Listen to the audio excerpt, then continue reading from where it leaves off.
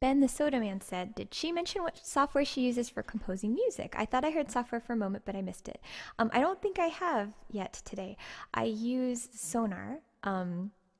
For a while, I used Sonar 6, and when I was at EA, I used like Sonar X1 because I had to. And I actually really prefer the older versions. I think the layout and the UI is better and like just more intuitive. So now I actually use Sonar 8. It's nice because, oh, thank you for the follow, Isaac.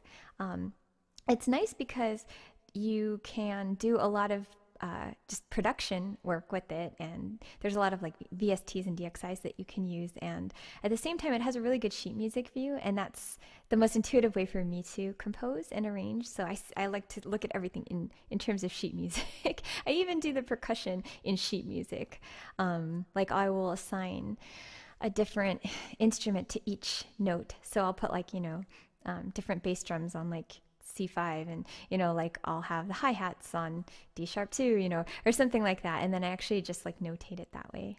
What version of Sonar do you use? I actually use 8 right now, which is a very old version, because I used X1 and or maybe X2, and I didn't like it very much. They changed all my hotkeys, and I spent a lot of time trying to uh, reassign everything. I don't like forced docking.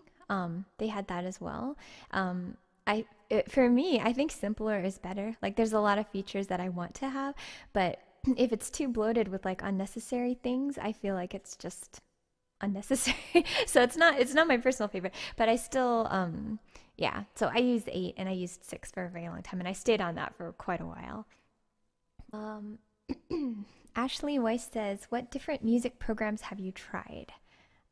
Okay, so I've used a lot of Cakewalk programs. I used it back when it was Cakewalk, and I don't remember the edition. It was like 9 or something like that. And then I think the first Sonar I used was Sonar 2, and then I went from 2 to 6, and then 6 to X1, and then back to 8 again. So I've used all of those. I used SoundForge to do a lot of like post-production stuff and like sound effects and those kinds of things.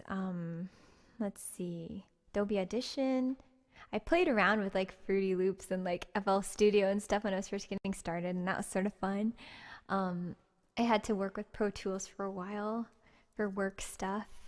Um, Recently, I tried out Logic, but I can see why people like it, but just the style of it is not my particular style. I think with the sheet music and everything.